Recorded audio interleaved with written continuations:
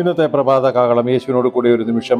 1 പത്രോസ് 4-ാം അധ്യായം 12-ാം വാക്യം. പ്രിയമുള്ളവരെ, നിങ്ങൾക്ക് പരീക്ഷയ്ക്കായി സംഭവിച്ചിരിക്കുന്ന അഗ്നിശോധനയെങ്കിൽ ഒരു അപൂർവ കാര്യം നിങ്ങൾക്ക് വന്നുകൂടി എന്ന് വെച്ച് അതിശയിച്ചു പോകരുത്.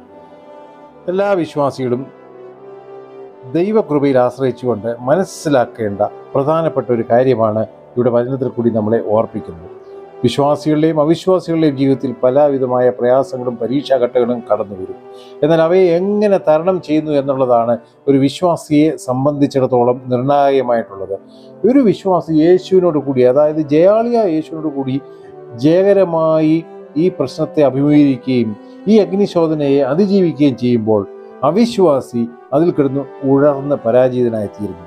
നിങ്ങൾ ഇന്ന് രാവിലെ ദൈവത്തിൻ്റെ വചനം കേൾക്കുമ്പോൾ നിങ്ങളുടെ ജീവിതത്തിൽ ഒരു അഗ്നിശോധന കടന്നു വന്നിട്ടുണ്ടെങ്കിൽ ഞാൻ അതിനെ ജയിക്കും, എൻ്റെ യേശുവിനോട് കൂടെ എന്ന് ധൈര്യമായിട്ട് പറയുക. നിങ്ങൾ ജയിച്ചിരിക്കും.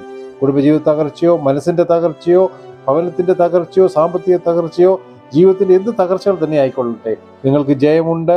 വിശ്വസിക്കുക, ഈ വചനം ഏറ്റെടുക്കുക, പ്രാർത്ഥിക്കുക. പ്രിയ കർത്താവേ, ഇന്ന് വചനം കേട്ട ആരും പരാജയപ്പെട്ടു പോകാൻ ഇടയാകരുതേ.